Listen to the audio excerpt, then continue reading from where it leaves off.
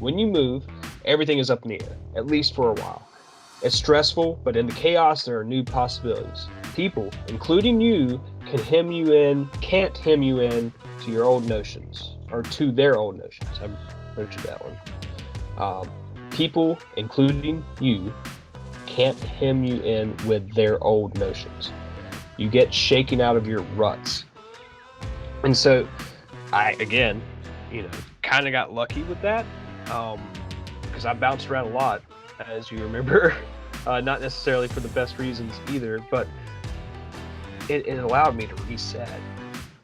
Like before I met Jacqueline, man, I had just moved back from Boone, and sure, I still had the same core group of friends, but it wasn't quite as chaotic as before I left, and in that rebuilding period of coming back, like, I met Jacqueline fairly early in that. And so, it's just one of those things where it's like, sure, it's pretty freaking obvious, but like, there's something about reading something, right? Like, there's a meditation part that comes along with reading a book like this. Like, of course you freaking know it, but are you like stopping and breathing and concentrating and like just focusing on this one thing? Like, what is my path forward? How do I improve my life? Life is a precious gift. We are blessed to be here. We are the lucky one that swam the fastest, right? So like, why wouldn't you make the most out of this moment? It is going to be over in just a few more seconds. Welcome to the Country Boy Book Club, where we take the time to really enjoy life and become a little bit better every day. And what that really means is focusing on the whole picture. We are focused on improving our mental, physical, spiritual, and financial well-being, and we'd love for you to join us on this journey. In this series, we cover Jordan Peterson's 12 Rules for Life and Antidote to Chaos. We're happy you're here and can't wait to hear what you're getting out of this book. Join the conversation.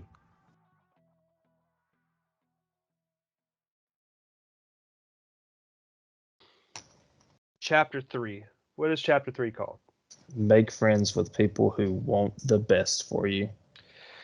So I read that title, and just like Chapter 2, I got super excited about it. But this time, I ended up a little disappointed at the end of the chapter. And I'm not saying it wasn't a good chapter. It was a great chapter. But I actually realized, like, the reason why I got so excited about the chapter is the same reason why Peterson wrote the chapter. Like, I read be friends with, or, be friends that want the best for you. And I immediately thought, well, I want the best for all my friends. Like, I want to just like live vicariously through everybody and just watch them do this awesome stuff that I know that they can do. And bro, that's not what this chapter's about. And it's not healthy, man. It's not healthy for me to, look at our friends and go like, God, he's got so much potential. He's got all this opportunity right there. He just needs to move on it. That doesn't matter. That doesn't matter if that person doesn't want it. And that's pretty much what this book is, or this chapter is kind of about, at least part of it,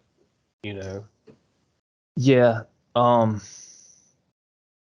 Like I'm right there with you.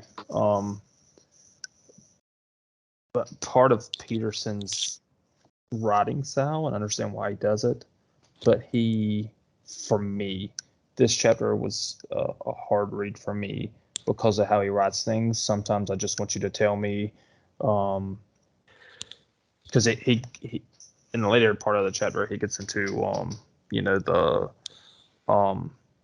all the different things, like the person has to want it, and then why do you want to help them? Do you want it for you? Do you want it for them? And he goes through each and every scenario. I don't need all the explanation. So like at one part, I just found myself just kind of skimming over the pages trying to get through it because I already got what he was trying to say. So yeah, but I'm right there, like, because I get that. I started to do that, but on the second time around, I'm realizing like, nope, I need to slow down. Because, while it might not necessarily pertain to me, while I might not be the person that's improving this particular subject that Peterson's talking about at that moment, or at least I don't feel like I need to improve, I inevitably will, come in contact with somebody that I care about, and that content will be applicable. Now, whether or not I retain that all the information, I mean, I struggle to even like tell you about what I've read, and we were reading the same book at the same time. Whether I retain that's a separate story, but I'm trying to take my time on this one the second time around to, make sure I'm getting the value out of it. Right. And that was one of the things too. I thought about this book a lot. Yesterday. I was weeding the garden, and like with the hoe, like manually, and straight up, man. Trying to, I mean, the title of the book: "Make friends with people who want the best for you," and just cutting the bad crap out of the garden. I mean, they want to make friends with me because I'm gonna fertilize them, water them, and tend to them. But no, get out of here. Well, I mean, I'm not gonna go in my life with a hoe and the hoe the garden tool, right? But a hoe and bash people, cut people's necks or anything. But like, get them out of there. I mean, all right. I didn't mean to do this, right? Like, and I'm not saying I intentionally did it 100%, but take the snapshot of my life at age 23. Think about who I was at 23, and then look at me now, rapidly approaching 33. Like right around the corner. That circle of people that I was surrounded by is totally different. You and Brandon are literally the only ones that are left, like besides like Jacqueline, obviously. But I just met her, like I just met her, and really like that was the catalyst. And I like one of the main things I reflected on during reading this chapter was like, well, really a little bit of chapter 2, right? Like so Jacqueline loves me. She can be a little tough on me, as far as molding me into a better person. And it's not to say that I didn't have to work really hard, to get to this point, which is by no means a stopping point. But she did kind of help form the man I am today. Like, it's no bullshit. Behind every successful man is a strong woman, or whatever. I probably just butchered that quote, but you know exactly what I'm saying. But another thing is, like, I just got lucky because, like, with meeting Jacqueline and getting in a relationship with Jacqueline, like, even just her family alone is exactly the type of people that I should be trying to surround myself by. Like, they are people that want the best for each other. They are people that will not let you slip. Like, if you are doing something dumb, you're gonna hear about it. And like, it's not even that you're gonna hear about it. Like, it's blunt. It's not mean, but it's like, yeah, well, that's dumb. And you should not do that, and do the right thing. And so I had that going for me. That, like, my wife, my then girlfriend, was already surrounding me by the people that I needed to be surrounded by. What is the quote? You are the average of your friends, right? Like, that sounds something along those lines. That sounds right. So I don't know, man. I think it's all the more remarkable that you and I have known each other literally for almost 30 years, and you're still one of the people I want to be surrounded by.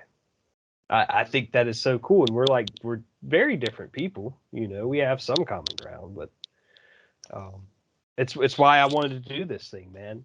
Like, how remarkable is it that we both came from this little podunk town, and I mean, nobody's heard of where we're from, right? So how remarkable is it that, like, we've had different paths, we came from this little town, and we still want to improve, and we still, like, we're genuinely good people. I think I can confidently say that. I have my evil streaks, but for the most part, I don't care to be evil,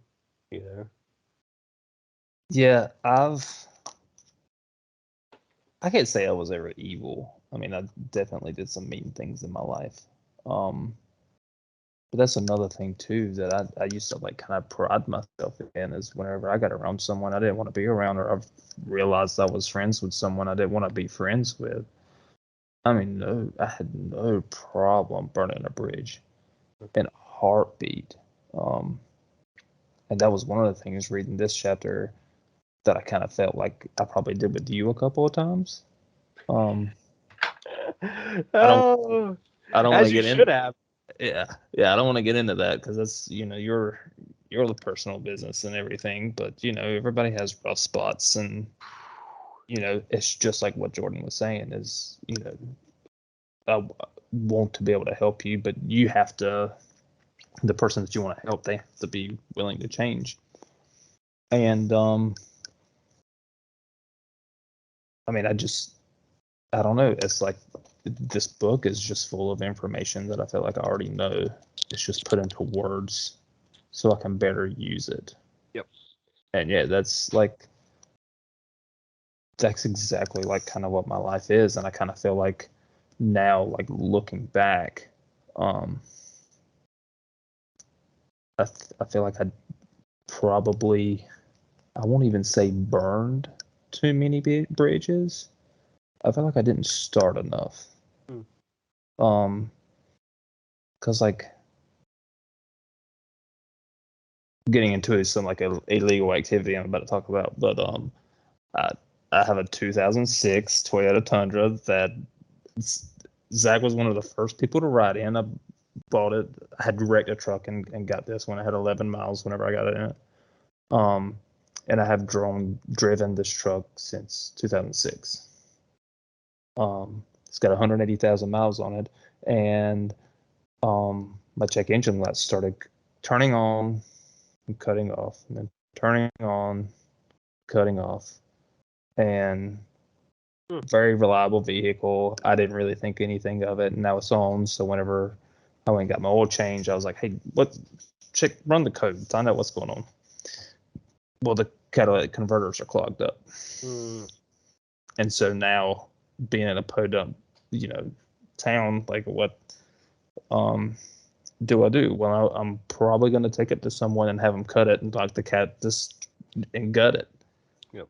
But then it's like, who do I trust to do that and do it well to where the next time I got to get it inspected, legally inspected, they're not like looking up under it and see where it's been cut. Like I feel like that's probably someone I should know. That never once crossed my mind, by the way. Like, I cut cats on all my trucks. And like never thought, oh, I'm not gonna pass inspection now. Never. Yeah. Or just sell it. Let it be someone else's problem now. But yeah, just that, like, did I, and I know you're never like too far gone, you're never past that, but like, yeah, like just how many people right now, because I know like people that we grew up with that are like, especially for me, I'm just farming a little acre, but are farmers or into farming insurance. A lot of people around here do go into some sort of farming still. So agricultural, like there's insurance, they're selling fertilizer. People don't realize that's a business, but that's a really big business,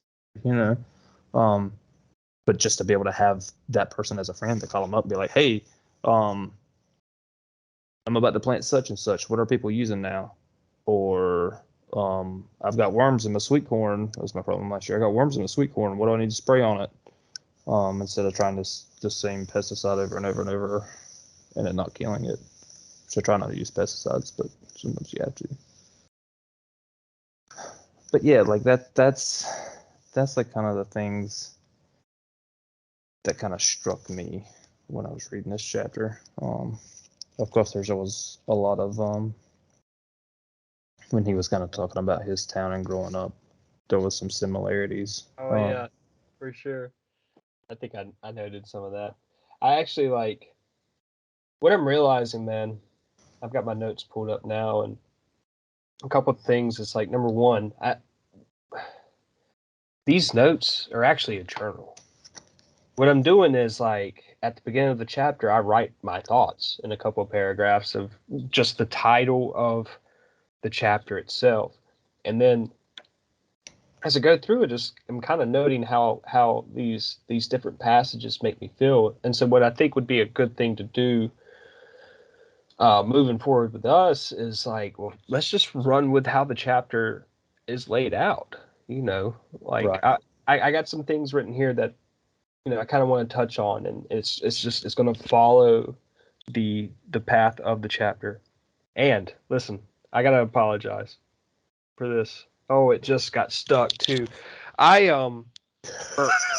I burped in the middle of you talking a minute ago, and I don't care.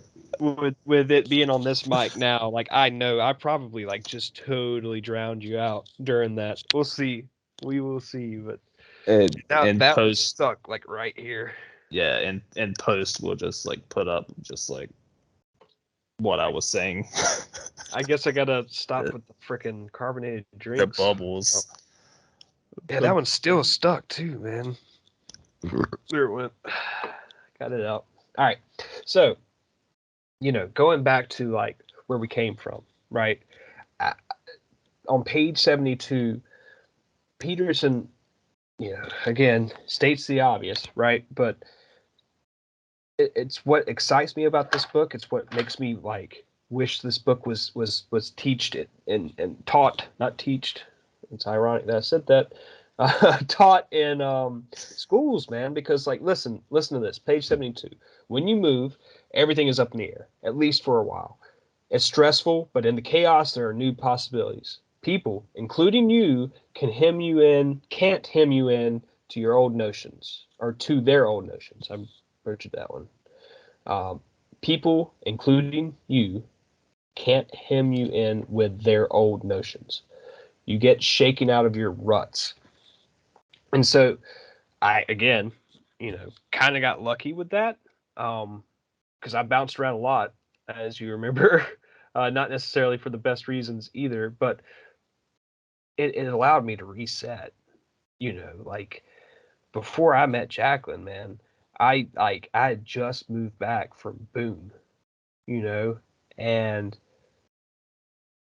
sure I still had the same core group of friends, but it wasn't quite as chaotic as before I left, and in that rebuilding period of coming back, like I met Jacqueline fairly early in that. And so, it's just one of those things where it's like, sure, it's pretty freaking obvious, but like there's something about reading something, right? Like there's a meditation part that comes along with reading a book like this. Like, of course you freaking know it, but are you like stopping and breathing and concentrating and like just focusing on this one thing? Like, what is my path forward? How do I improve my life? Life is a precious gift. We are blessed to be here. We are the lucky one that swam the fastest, right? So, like, why wouldn't you make the most out of this moment? It is going to be over in just a few more seconds. That's the drive for this. You did the same thing. Like you went to college, you came back, and then you went to Wilmington, and then came back, right? Like, so you got these reset periods too. And I'm sure in the long run, it certainly benefited you, at least in some capacity. Yeah. On 72 down there at the bottom, he talks just very briefly. He's like, I sloughed off a lot of my past in a small town. Everyone knows who you are. Like that in a small town, everyone knows who you are. And I have that prominent last name for this area. Yes, you do.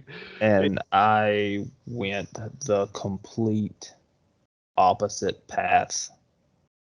Because I didn't do anything agricultural. I didn't want to. I played video games. Right. I played video games 16 hours a day. I mean, that's what I did growing up. Right.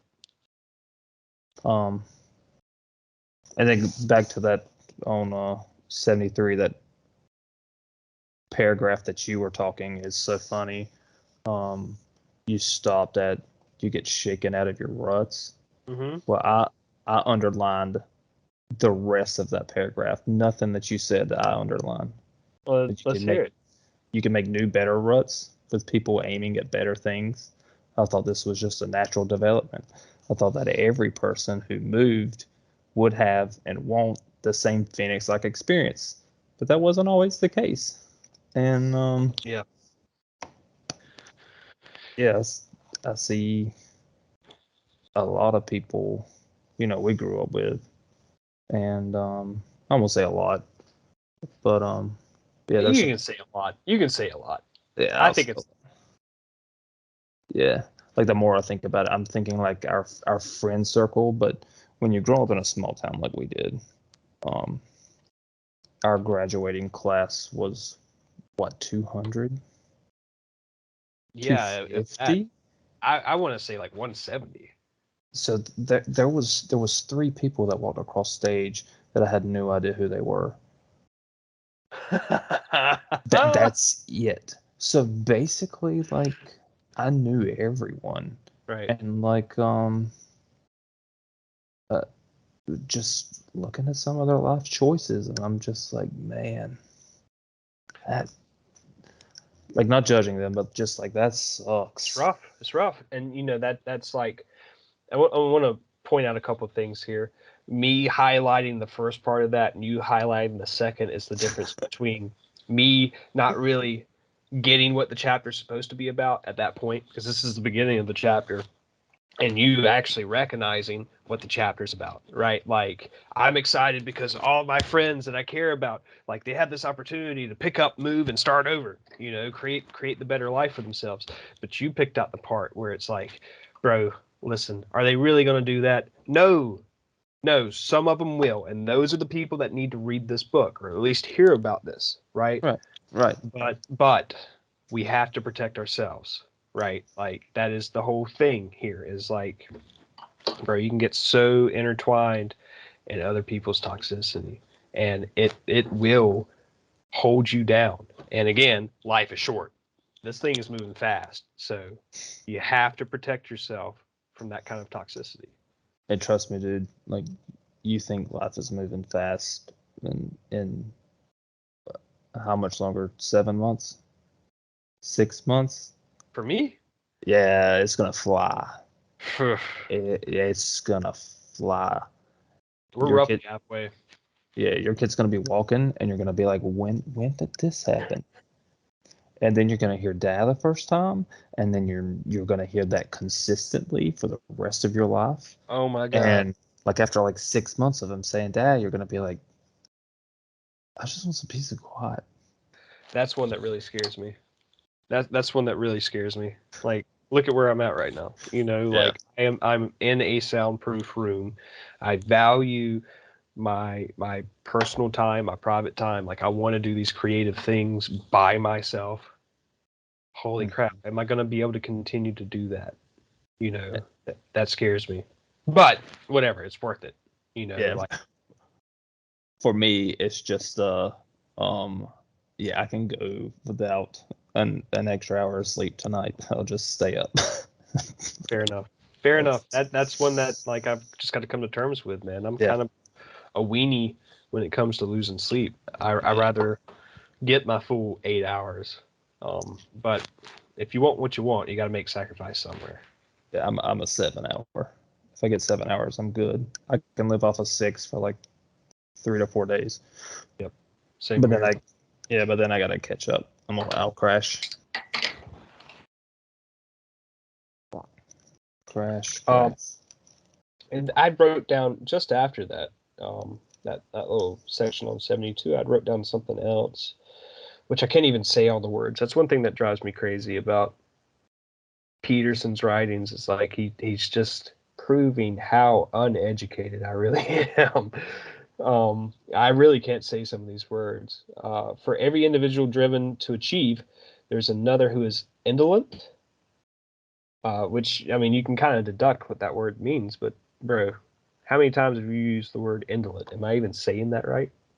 I wish I knew where you're at so I could, but yeah, just Google it. Like, Yeah, there's been. that's what it slows me down so much. But it continues. The degree to which these differences are immutable. Oh, there are typos all in these notes. Yeah, let's just scratch that. Let's just scratch that note. How about that? Because this is what I do, man.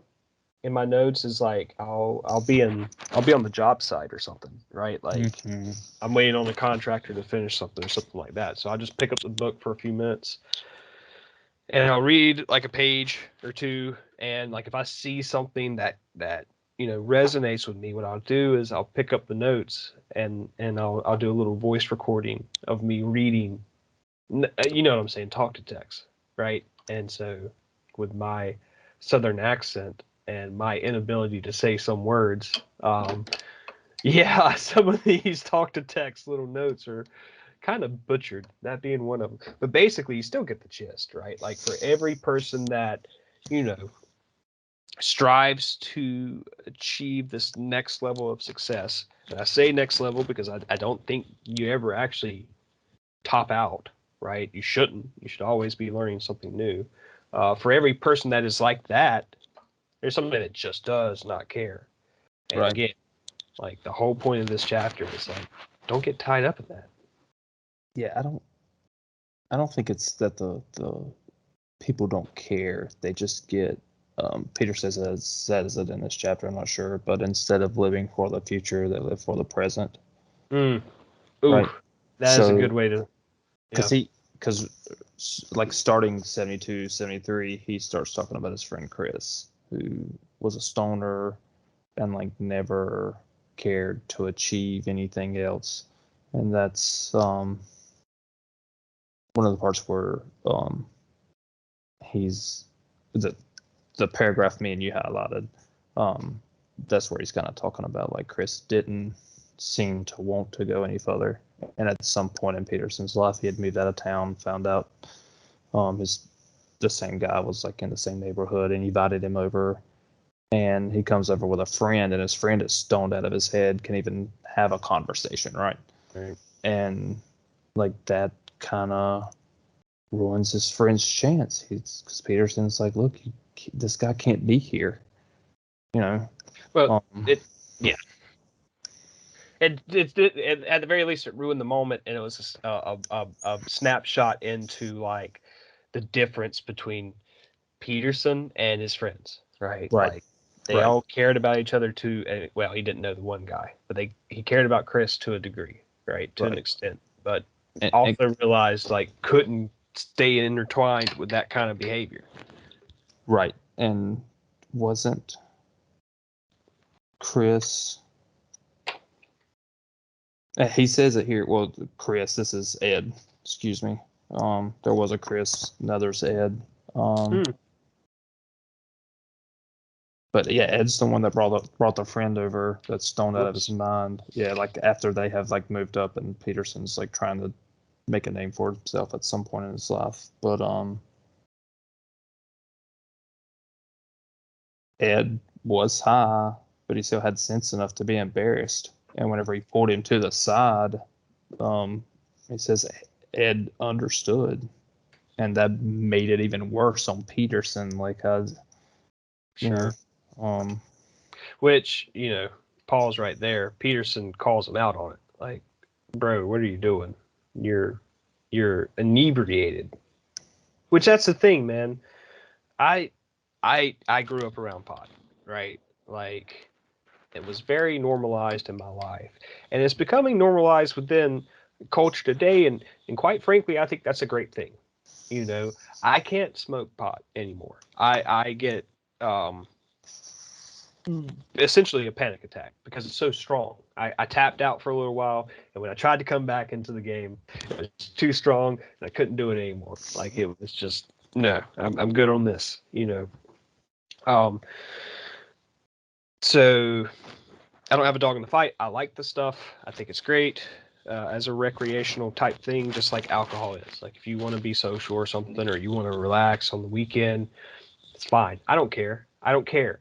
But speaking personally, and I know I'm not alone in this, and quite frankly, I know that this is a major factor in why it's still illegal, is like, bro, that'll get in your way. That will 100% get in your way. You will be so focused on, I just want to relax, man. Like, I just want to get back home and relax, that you will burn every hour you have an opportunity to do something to better your life. You will literally burn it, smoke it, inhale it, and exhale it rather than doing anything for yourself. And I'm saying that because that's what I did. You know, it's something I still struggle with, man. It sucks. Like, I struggle with legal substances now, in which, like, bro, I'm speaking from personal experience, bro. I just want to chill. I just want to hang out. I've been so high strung all day. I don't want to be high strung, but I am. I just want to chill, and then I will take some kind of legal substance, and that's it. Forget about doing anything else. This is mine. Yeah, I just yeah. But yes, sitting down when I know I should be doing something and freaking looking at memes or yep. something. That's obviously like relaxing, and memes go hand in hand, right? Like there's been an hour wasted on laughing at memes. And it's fun, and I think it's therapeutic, and I think it's a great thing in moderation, you know. Yeah, and Peterson kind of touches on with this with his friend Chris. So sadly, Chris. Is it Chris or Ed? This is Chris. There was Chris Okay, and Ed, and I think they were friends with Peterson when they were growing up. Gotcha. Chris is the one that committed suicide. Yeah, that's what I was thinking. And right after that, Peterson asked, did his heavy marijuana use play a magnifying role, or was it understandable self-medication? Right? And he keeps going through the chapter and everything. I mean, a couple sentences. Maybe the pot made things better for Chris, not worse. Maybe it eased his suffering. Was it the nihilistic philosophy he nurtured that paved the way for his eventual breakdown? Was that not? This is the part that I have like marked. Was that nihilism in turn a consequence of genuine ill health, or just an intellectual realization of his unwillingness to dive responsibly into life? You know, man, And I think sorry to immediately cut you off again, but this one's that part. I literally didn't take any notes on that because I wasn't a huge fan on it, and here's why. I feel like the self-medication thing, like somebody's gonna read that and go, "Yep, that's what I do," and like not think a second thought about it. Because like, well, there's a clinical psychologist pondering like, well, was he just trying to make things better for himself in that moment? And I can see somebody that is heavily using pot saying, well, the clinical psychologist recognizes that, and therefore I can just keep doing it. What I mean is, like, I wish he would have wrote that differently. Like, don't leave it to question. Like, it's not okay to self-medicate like that. Like, get proper help, period, full stop. yeah. So as a nurse, because I mean, I'm not gonna lie, I use alcohol to self-medicate sometimes. But as a nurse, I was looking at it differently, and he did not. I won't say he doesn't. I don't remember if he went through it or not. But to me, clearly, he was self-medicating is never a good thing. As much as I do it, actually. Yeah, as much as we all do it. And when I'm doing it, like I know I would be better off if I did go see a therapist for things. But then it's like, who has time for that? Well, you do, because it's not just time that you're giving yourself. It's time that you're going to give your family, your friends, your kids, because, you know, even if your mental health is poor and you don't commit suicide, right?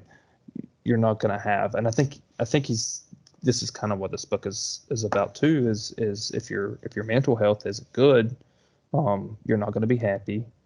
You know, and I won't say you're not going to be happy. You're not going to You're be not all the time.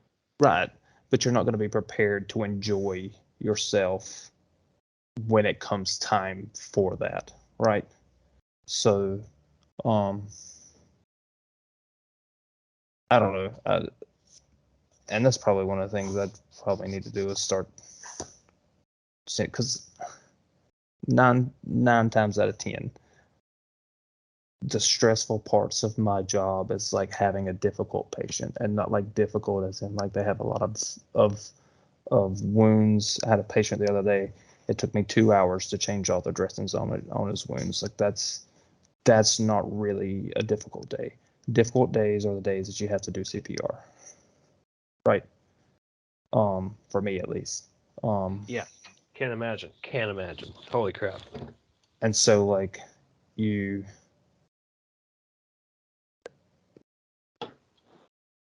I don't know, like I still don't like talking about patients dying, even though I've been a nurse for 5 years. I don't know that you ever get comfortable. Then. It's just part of the job, and like that's the thing, is it's like it's just part of the job. Like I just did chest compressions on someone, and they, you know, if whether they made it or not, isn't the thing that kind of concerns me. It's just having to get to that point, and then I have to go back to work. I haven't even processed that, man. Like, okay, this person's dead. I still got 7 more hours on my shift, and I have to take care of these people. It's not optional. And just because that's the doctor pronounced and you're done, you're not done. You still have 30 minutes of charting that you have to do on that incident, if not more. Those who haven't had to do it a whole lot, it's an hour or more, just because you're like worried about, am I doing it right, and this, that, and the other. Like it's an extra hour. So yeah. Yeah, man, that's an interesting one. Like, never really processed that. Never really even. We've talked about some pretty intense situations that you've been in at work, and like even in those conversations, it never once crossed my mind. And then he went back to work. Yep. Like, holy crap. I mean, it's what the boomers say. You pick yourself up by your bootstraps and you get back at it. Hey, man. Oh, man. They're not always wrong. Because, I mean, so like the perfect nursing world, technically, if we have a critical patient on the floor, because I'm just a floor nurse, med surge, telemetry, however you want to call it. If you kind of have like a critical patient on the floor, you should have that one critical, and by critical I mean like might go back to ICU, like because we're not supposed to have critical patients, but if we have that like one patient, we should have, you know, the rest of our patients should be easier, but it doesn't work that way. I mean, it's not a perfect world, you know. So yeah, it could literally be like one of the things that I do is if one of the other nurses' patients start to go down and I see that they're spending a lot of time in that room, I go to the board and I see what their other patients are, and I poke my head in, and as long as they can look at me and go, I'll poke my head in. Hey, my name's Zach. I'm one of the nurses. I just want to check on you, see how y'all are doing. Yeah, we're doing good. Okay. You're probably not gonna code, so we'll keep. So like that's one of the things. But yeah, I mean, I don't know. Fun stuff. I don't. Yeah, Zach. I mean, we think back to HOSA, man. Like we were part of like the health club together in high school, and like I was determined that I was going to become something successful in the health field, and thank God that didn't happen. You know, like because it was all about the money for me, full stop. Mhm. I didn't care about anything else. I thought I cared about people. Like I liked hearing that we're gonna do good for other people. We're gonna help other people. We're gonna care for them. And bro, like I wish everybody well.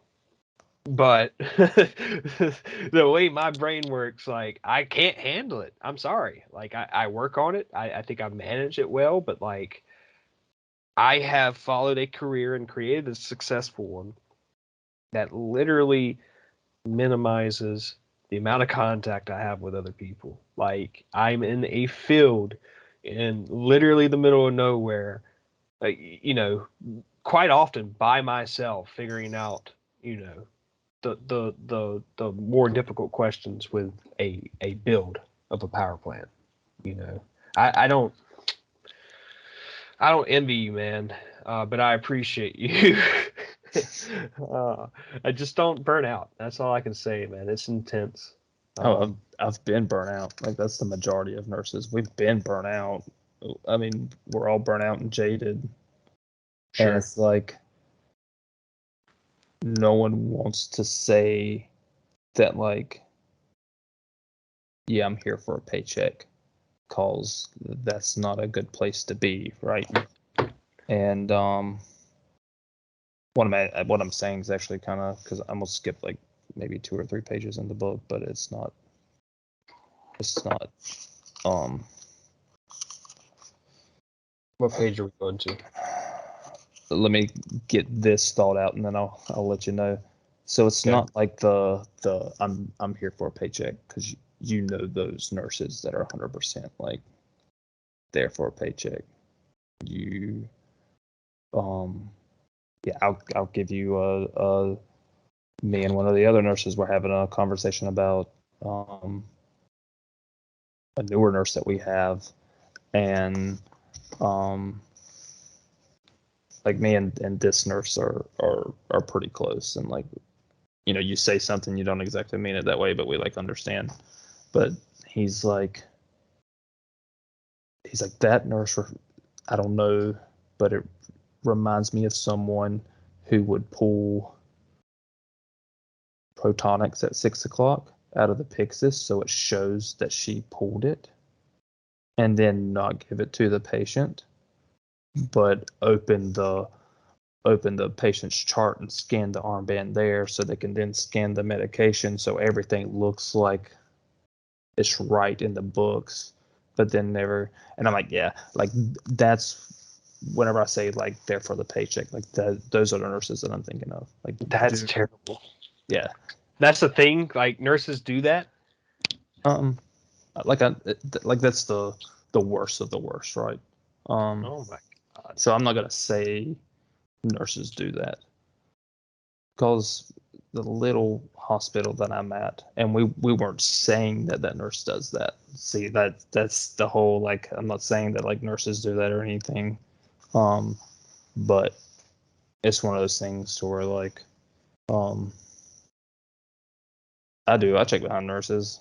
I come in and I'm like, and you can like know the patients that like that would happen to, because they're not exactly with it, and you can be like, yeah, the nurse come in before she left, like 4 or 5 o'clock. Yeah, she gave me some pills. She woke me up because I was sleeping. I always remember whenever you wake them up. doesn't matter. But yeah, it's like, I don't want to say that, but like that's whatever. But Jordan starts to get into so he starts talking about like helping people, right? Like that's your friendship. Friendships are supposed to be reciprocal. Like I want the best for you, you want the best for me. Like that's a reciprocal relationship. But then and he goes into like trying to help someone, and you have to pick the right people that you want to help. Those that are looking for it, right? Yep. And if something comes to mind that like, so I can explain this better, if I'm not doing a good job explaining, just mention it. But then once he starts looking at like giving help, he starts looking at like yourself, like why are you trying to help someone? And Yeah.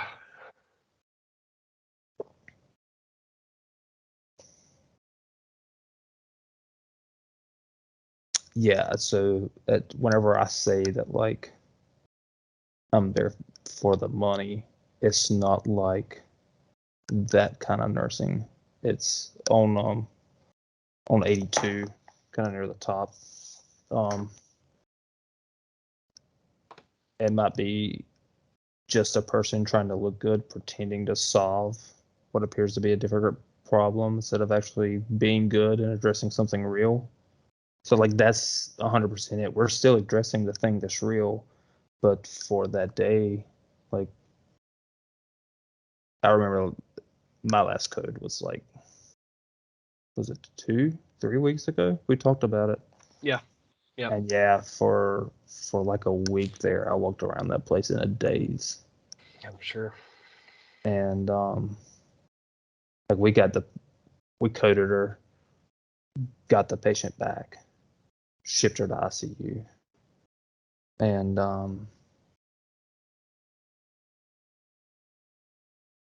like 1 or 2 days later, I come back to work. No, the next day, called ICU to check on her. She was on the vent. But like she's kind of seems like she's responding to a little bit here and there, because when you're on the vent, you're on a drip, you're put under, so you're not fighting the vent the whole time, because the vents are very, very uncomfortable. Most people can't do that. But anyway, Didn't so yeah, realize it. they ended up waking her up, and she was doing okay, but like 3 or 4 days after that, they had to do dialysis again, and she coded again, and they didn't get her back. So like, you're like, oh man, maybe I did something positive for this person. I brought them back to life, and no, they died anyway. Well, and like this me laughing about it, like that's how I deal with it, and that's not, well, it's a defense mechanism. I laugh at stuff that frustrates me, which I think is ultimately the source of like that particular laugh, right? Like you tried and you tried, and like the point of, well, in theory, the reason why you bring somebody back from coding is so like they can make this miraculous recovery. The real reason why you bring somebody back from coding is because it's your job and you don't have a choice. But in theory, right, the reason why we keep dragging these people through the mud is the hope that, like, okay, well, this time we got them back, and now they're going to make this miraculous recovery. Well, it's not going to happen, right? And that's kind of like, I can see what you're tying together there. Like that's the physical side. You're talking about the physical side of how, like, you got these people that, you know, somebody like me, right? Like I am overweight. I am out of shape. Like if you needed me to run a mile, sorry. Like maybe if my life was threatened or somebody that I loved, I might be able to run that mile, but that would be because of adrenaline, not because like I can comfortably run a mile. But I want to be healthy. I genuinely am like, this is part of it. This conversation that we're having right now is part of it. I want to level up, right? And that goes from mentally to physically, across the entire spiritually, mentally, and physically, like the entire spectrum. I want to level up. Not everybody's like that on the same area, right? Like page 82. Here's something to consider. If you have a friend whose friendship you wouldn't recommend to your sister or your father or your son, why would you have such a friend for yourself? You might say out of loyalty. Well, loyalty is not identical to stupidity. Loyalty must be negotiated fairly and honestly. Uh, Friendship is a reciprocal arrangement. You are not morally obligated to support someone who is making the world a worse place. Quite the opposite. And here's the big one. You should choose people who want things to be better, not worse. It's a good thing, not a selfish thing, to choose people who are good for you. Man, like, I live a quiet life.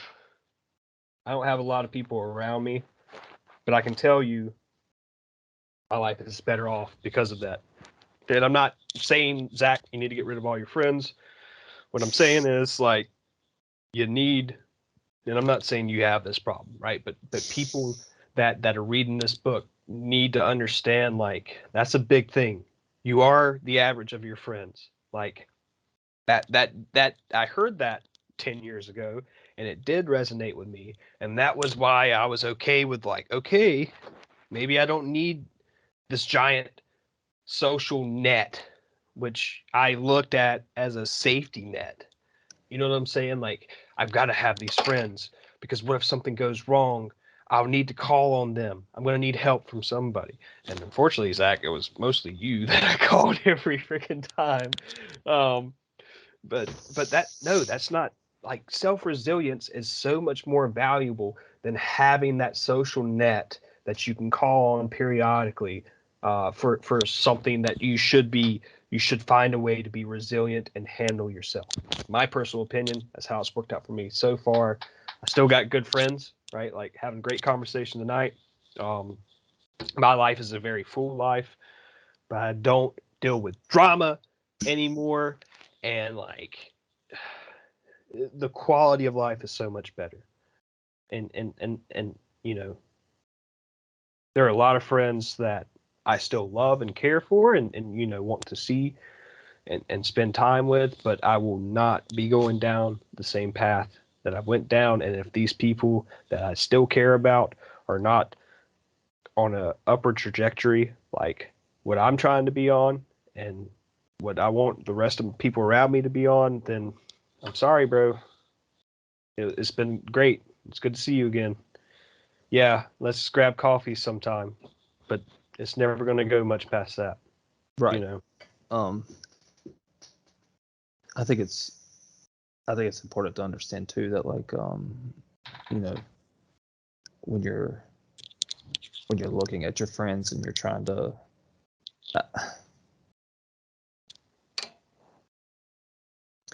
it's one of those what I'm trying to get at is measuring how good of a friend someone is, right? Hmm. And it's easy to also think that someone who's making $100,000 a year is a good friend to have. Do you get what I'm saying? Like, be careful Sure. be careful how you measure someone's success Yeah, I and if got a they're gonna lot of be a friends good friend. Yeah. way over 100,000. Yeah. Doesn't mean, like, I said that wrong. I know a lot of people that make well over 100,000, way over 100,000. A couple that are, you know, a couple hundreds. But that doesn't mean that is the type of person that you should associate with, surround yourself by, because, bro, that just means you can afford to do more toxic stuff sometimes. Yeah, that's a very that's one that I'm still struggling with. Like, I think face value, man. I think I look like a very greedy person, and I mean, I'm kind of okay with that, Right. because, like, bro, the thing for me is I want to make a boatload of money because I want to do a boatload of things. I want to do a boatload of good, and I want to experience a boatload of experiences. Like I just I can't get over how fascinating this life is, how short this life is, and sure the chaos will be there, but so will the order, the good times, and I want to start nonprofits, right? Like I want to go to these places in the world and like literally be able to uplift communities. Like those are big dreams of mine that I could unpack, but I'm just not going to do it tonight because we are well into this thing, and we will need to go to bed soon. Yeah, and that's one of the things, like, because I've been wanting to like do something internet wise, get myself out there or whatever. But like that's one of the big things that a lot of Markiplier and PewDiePie, all of them streams for charity. And that's kind of my goal. Is at some point get big enough to be able to be like, hey, we're gonna do our first stream,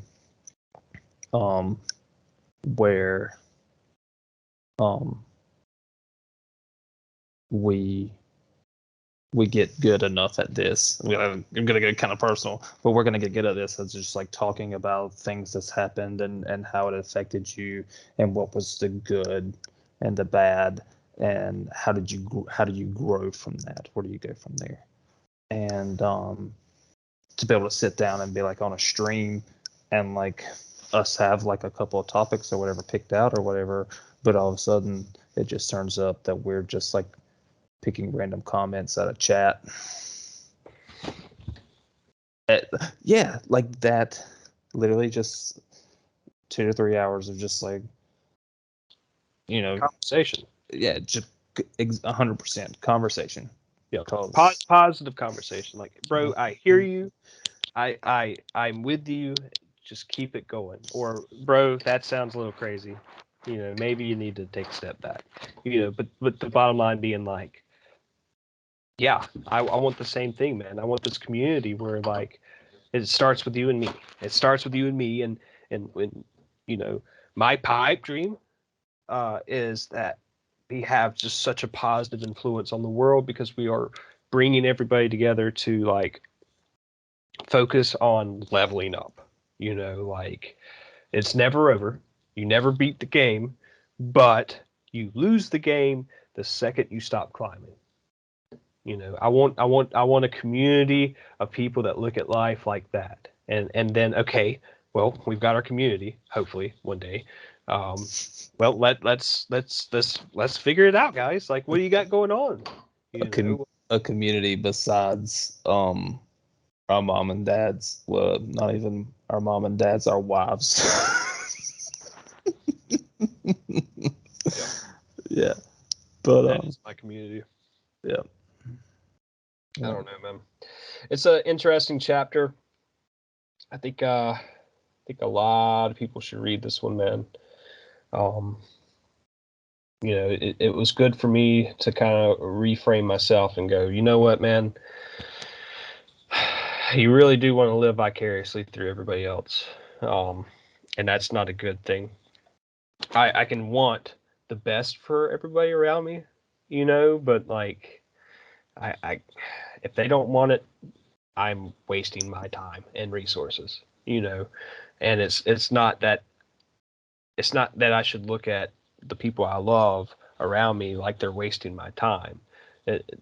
I'm not saying that that's what I get from this chapter. I don't.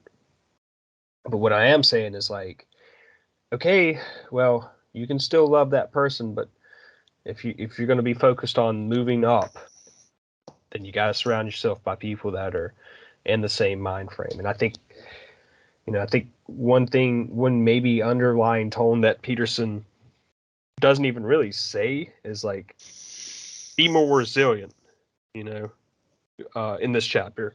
Like I think basically he's saying like, yeah, this mentality of like, you're going to like carry each other step by step is just kind of asinine. You know, everybody's got to want to carry their weight first, and then when you find those people that are carrying their weight and want to carry their weight, those are the people that you run with. It's not to say that you shouldn't help people. We have to help people. There are people I love dearly, that I'll be happy to help for the rest of my life, and I know they need it, man. We have to be able to recognize that, and that's an interesting one with this chapter. It's like, what is the delineation there? Where is it? Where does it stop with, like, well, this person doesn't want help, but this person will literally self-destruct if I don't try. And I guess part of the point of the chapter is like, well, they're going to self-destruct. It's the brutal reality of life. So, do the best you can with those people, but also focus on improving your life. And part of that is by surrounding yourself with people that are on similar paths, at least. That's the chapter to me. Yeah. Yeah, I don't know why this popped in my head, and I'm trying to relate it. But Arnold Schwarzenegger, of all people, said something that was like has stuck with me. And I'm just gonna do like I don't know exactly what the quote was, but it's something like he stays away from people who say that they're self-made. At the same time, because I don't know if anyone's ever looked into. Have you ever seen or looked into Arnold Schwarzenegger's story? Yeah, life? I'm familiar with the basic story. Basically, Like he come over here. nothing, and go ahead, tell it. Tell me your version. He came over here with nothing, and was lifting weights at Gold's Gym, and just was had an apartment or a house, something like that. Had living arrangements, and just word kind of got around that, hey, Arnold don't really have anything, and all of a sudden a bunch of friends from the gym showed up with a bunch of stuff, and was just like, yeah, here you go. And he's like, he attributes all of his success basically to those people that he was lifting weights with at Gold's Gym. Then he says it. He's like, without them, I would be nothing. Yeah, no, So that's a fair point. As far as, like, sure, I mean, I needed a lot of help. right. So you have to have that self resilience, right? But you also have to be. We talked about this earlier. You have to be able to and willing to accept help from other people. Yep, absolutely. But I'm saying, yeah, like, I think an undertone in this chapter is self-resilience. But to what you were just making a point of, he just moved countries, bro. Like, he was on the upward path.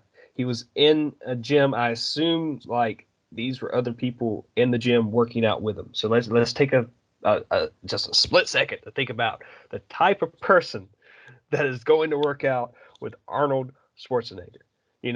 Like, that person, making an assumption here, but that person's a pretty driven person. Right, and that's there's another guy that I kind of follow on.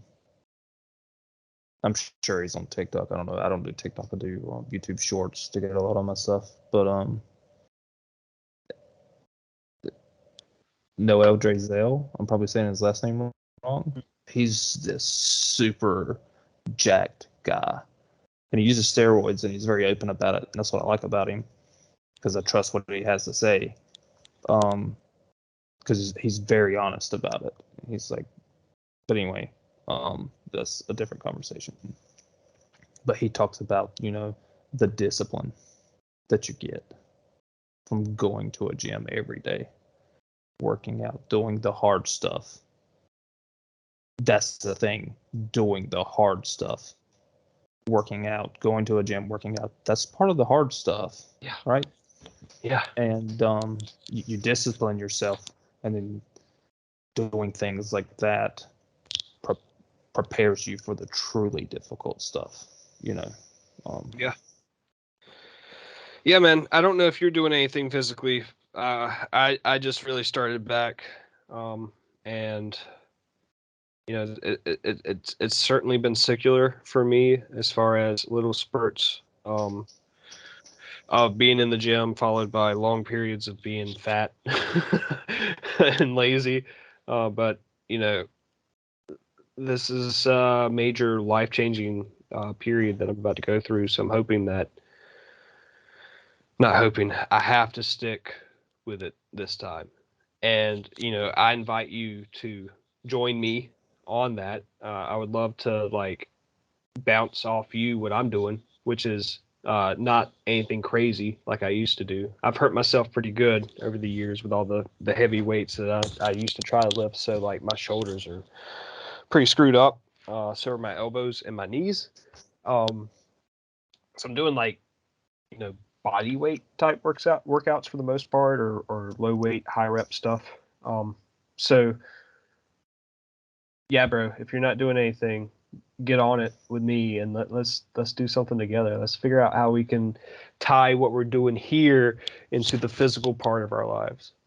You know, I got a little bit of a jump on you, but not a whole lot, and I got a lot more to work through than you do. It would appear. So, oh, come on, man. Are you doing anything? Are you working out? I've got some 20-pound barbells, Mm-hmm. and from time to time I take them out, and I don't know what I'm doing, but I know to go until you reach failure. Oof. No, don't do that out the gate. Okay. Sorry, I keep cutting you off, man, but this is one that I've picked up that's helped with getting going. Is don't burn out to failure at all. Just I've do a little I've bit. I fucking lift 400 and 500 pound people every day I'm at work. Okay, Okay, it's not a start, fair enough. but from what I've read, if you're and that's probably my problem is I watch people that pop up. Um, you can kind of tell people that are authentic and people that aren't authentic, or I can at least within 10-15 minutes, even if it is like a put up, like I can kind of tell, unless they're just really good actors. But yeah, failure is for if you want to see the difference, if you're trying to define, right? Yeah. Mm. So Well, yeah. even hey, cat. Even that, man. Like, which let's not be dishonest with ourselves. I'm certainly working out for vanity as well.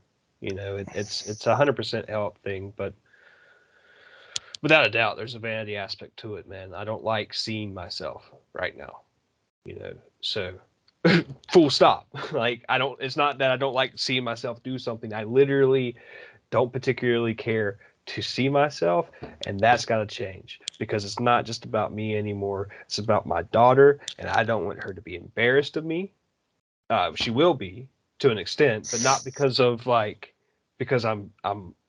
a fat I, blob. I You want know, it to be a choice, a sure. choice that I Be made embarrassed of me when I'm because like embarrassed I'm of me. weird. Yeah, I'll own being weird. That's never gonna change. yeah. I just don't want her to be embarrassed of me because I look incredibly unhealthy, or I am in fact incredibly unhealthy, which I kind of am right now still. Um. So while we're just continuing the conversation and we're not getting off, even though you probably need to go to sleep. Yeah. Um. Let's go back to chapter 1 for a second. Have you been putting your shoulders back and your heads up when you're walking around the job site and stuff? Zach, I got a real big problem with posture in the first place. Like I'm this guy, right? So like, Right. yeah, um, I have been, and it's still a struggle. We covered chapter 1 a long time ago, and I even got the jump on you and was reading the book for, a week or two before So you got the book. so the days that you do that, do you feel better? Uh, I Zach, do.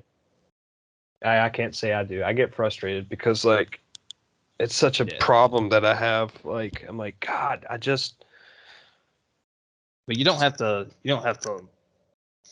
You know. I do though, because like even like sitting up straight, like it's hard to show this way, but like I consider that fairly straight. There's still like this hump right here, Mm-hmm. and you know it can be corrected if I really try to get back there, but Well, you know, just small steps. yeah, that's it, right? What's comfortable? Yeah. The first thing is like, you know what, Zach, I am going to take that back. Chapter 1, stand up straight. Yeah, I do feel like if I'm focused on, you know, having better posture, I feel like that looks better, and therefore I feel better about it. Okay, I'm with it. I still get frustrated because I'm like, oh my God, I just like, even when I feel like I'm standing up straight, it's not straight. But no, yeah, like just a little change in posture, I do feel better about myself. It's just hard to constantly remember that. I haven't ingrained it in myself yet. For me, it's after I've done like my first med pass, and then I've been able to like eat a little something and drink some coffee, and then I'm like, and I kind of start to wake up. I'm like, oh yeah, and like I do the motions, you know, I do the motions, I stretch. I don't do it in front of people by no means, but I like stretch. I like do like this, and then I'm like, all right, what feels good? Yeah, I feel good. I look good too. Look at that. Yeah, and You yeah, look good, Zach. You yeah. look That's good. well, thank you. But that's kind of what I do, and then I go from there. For the most part, I remember it for the rest of the day. That's just how I stand because like I get in that good feeling, Mm-hmm. and then it just kind of sticks. You know, unless I have a code. And then my position's like this, you know. Yeah. Real stupid. Mm. All right. Yeah, that was a good one to revisit. We should maybe we backtrack to chapter 2 just a little bit next week. You know, that's good reinforcement. You know, what was chapter 1? Well, chapter 1 was how are you perceived by the world, because that affects, you know, affects a lot more than you might think face value. Yeah, let's I can't even remember the chapter or the title to chapter 2. Let's revisit that one next week. Okay. We'll go through 4 and touch on 2 a little bit, just as kind of a reinforcement. I think this is I think that'll be good, and I think this has been good. This has been a great conversation, man. I've enjoyed the crap out of it. I'm excited about this, man. Like, I can't wait to see like which the different paths we're gonna take. Yeah. Like I can see us doing like a boat building book, you know, or something like that at some point. And you know, documenting what it's like to like build a book or build a boat or whatever, you know, whatever the book may be. Yeah. What's the book? How to Train Wolves and something. It's How to Train Wolves and then something completely different. And it's I don't know nothing about it. How did I look that up? What's the name of the book? I want to get some suggestions for some good books for us to cover. We need to get out there in some communities and talk about what we're doing and get some suggestions for books to do together. But if I don't stop right now, Zach, I'm gonna keep talking, and I got a pregnant wife downstairs, and then you can sleep, and I love you, and I gotta go. This is it. The Jewish-Japanese Sex and Cookbook and How to Raise Wolves. What? It was written in 1972. The Jewish-Japanese Sex and Cookbook and How to Raise Wolves by John Douglas. Okay. At some point. Link me a synopsis, some kind of synopsis of what that book actually is. Okay. I need you to send me a link. I need to know what this book is actually about. I don't want to know. I want to read it at some point. Okay, well send me the title, and I'm gonna find out what it's about, because that Okay. sounds either a massive waste of time or something spectacular. I think it is a massive waste of time, but we'll try. Yeah, that's Well- why I need to know before we get into it. Yeah. All right, buddy. Well, man. I appreciate you getting on, and I hope you have a good night, and looking forward to talking to you soon. Love you, man. Love you. See you. Bye.